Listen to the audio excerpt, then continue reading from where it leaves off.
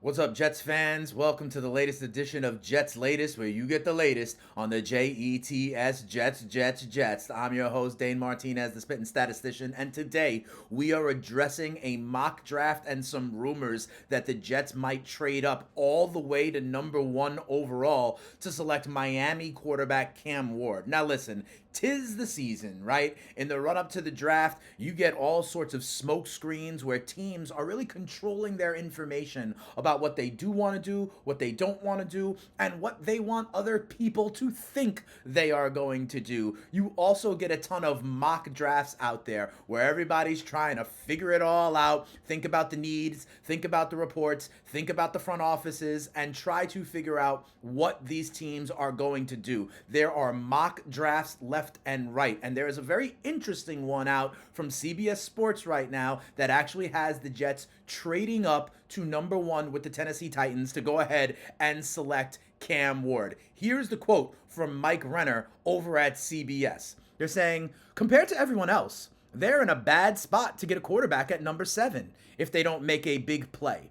This is the class to do it, where you'll have evaluations all over the map. If the Titans aren't in love and are shopping the pick, I would be the first to call if I'm the New York Jets, because if Cam Ward hits, you are a championship caliber football team very, very quickly. Again, that is from Mike Renner over at CBS. Now, there's a couple of parts in that quote and in this idea that I agree with. One is that the Jets are in a bad spot at number 7 overall to go and get one of the top rated quarterbacks, which are Cam Ward and, of course, Shedeur Sanders as well. I've talked about guys like Jackson Dart rising up the draft boards and maybe being available at number 7. But Renner is right. It is not a good spot for the Jets at number 7 to get really one of the top tier quarterbacks. Another thing I agree with is that the evaluations for this year's quarterback class are going to be all over the map. There are some people that believe Cam Ward is a legitimate first round pick. There are some people that believe this is a very weak quarterback class with guys like Shedeur Sanders, Quinn Ewers, Jalen Milroe, and even Jackson Dart not really worth a first round pick. So that's another thing you kind of have to understand. And I do agree with him that their evaluations are all over the map. Here's another thing I agree with. Tennessee may actually trade out of the number 1 pick. They may go at it and give Will Levis another chance. He's been working down in Florida with the quarterback guru. Maybe they are not ready to give up on him. Maybe they're going to trade the pick down. Maybe they'd actually use the number 1 overall pick on an edge rusher like Abdul Carter or on a guy like Travis Hunter, a two-way generational talent, although those positions are not usually the number 1 overall pick. Here's one more thing I'll agree with from Renner's quote. If they hit, right? If any top 10 quarterback hits, it puts you in a great spot for the franchise for years to come. Not only because you get your franchise quarterback, but because you also get him on the cheap. And when you do that, you're allowed to spend money in free agency and other places and stay under the cap and really build the roster around that first round pick. Just look at where it's hit recently. I mean, look at Washington with Jaden Daniels. All of a sudden, they're in the NFC Championship game. Look recently also at the Houston Texans having hit with CJ Stroud. They've been in the playoffs, right? Year after year as division champs with him. I got to tell you, though, that's about where it stops, where I agree with Renner on this idea. I actually think that the Jets are going to do a couple of different things. Why? The first reason is because I think the cost is way too much. They have these kind of draft calculators out there where you can see what it would cost for the Jets to move up from number 7 all the way up to number 1. And quite frankly, I think the price is too high. It would not only cost them swapping their first round picks, but guess what? If they did, it would either be their first and second round pick. I think that's too much because then the Jets wouldn't pick again until late in the 3rd round at number 92 overall. Or it would take swapping the first round pick, giving them the 3rd round pick, and something else, more picks. And quite frankly, the Jets are in a place right now, the roster is in a place right now where they need more dogs, to be quite honest. New head coach Aaron Glenn, the new GM Darren Mogi, I think they're going to want to put their stamp and get more of their guys that can compete for spots across the roster. And here's the other thing.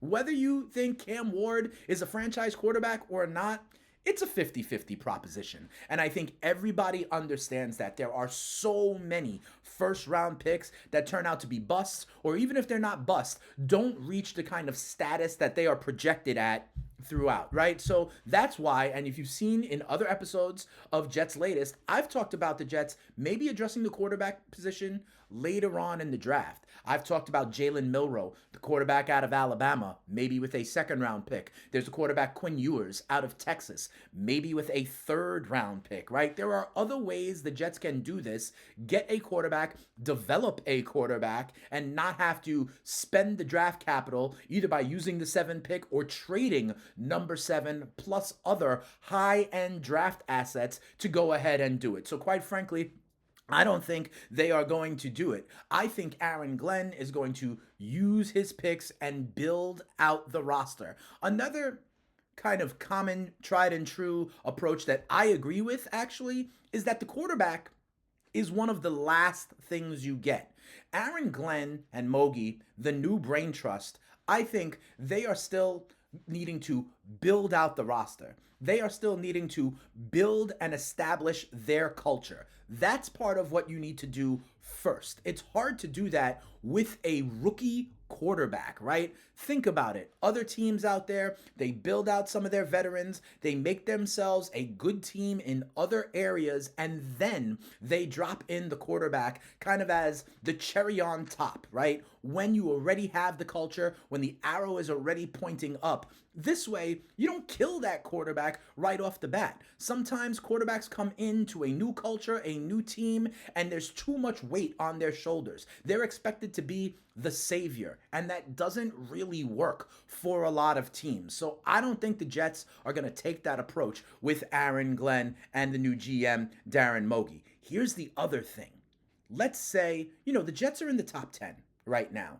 It is going to be a process. We've talked about guys like Tyrod Taylor, Justin Fields, maybe a second round pick. I don't think the Jets view this as a 1-year turnaround, right? They brought in a new coach. They brought in a new GM. It is going to be, to steal from the Philadelphia 76ers, a process that you need to trust in. So why would you necessarily put all your eggs in one Cam Ward basket in 2025 when the 2026 draft class at quarterback is generally regarded as deeper and stronger? I told you before that a lot of people think this is a weak class in 2025. Cam Ward belongs. People like Cam Ward. I understand that. But he might be the only asset. So if Tennessee is trying to trade down, they may be able to get a king's ransom for teams that truly like Cam Ward.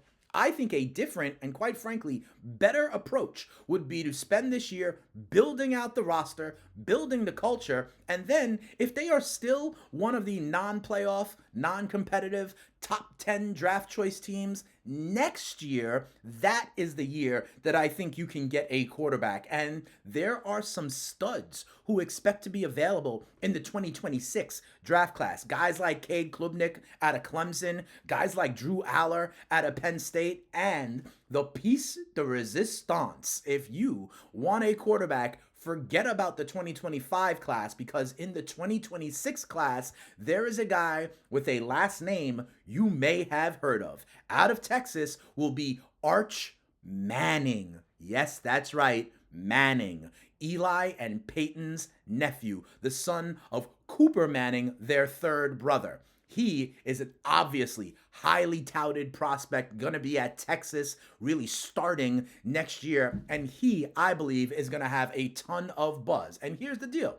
If the Jets are working well, they're doing great, they're winning games, then they're working with something. If not, they're going to be right back in this position next year with the ability to, maybe again with a top 10 pick, not have to make as many moves because there will be multiple legitimate top 10 caliber quarterbacks available, including Arch Manning. And let me say, the Mannings with Eli have a little bit of experience being in New York. So that's what I think they're going to do. This report, this mock out of CBS is interesting and fodder to talk about, but ultimately I do not see the Jets moving up from 7 all the way up to number 1. It'll cost too much.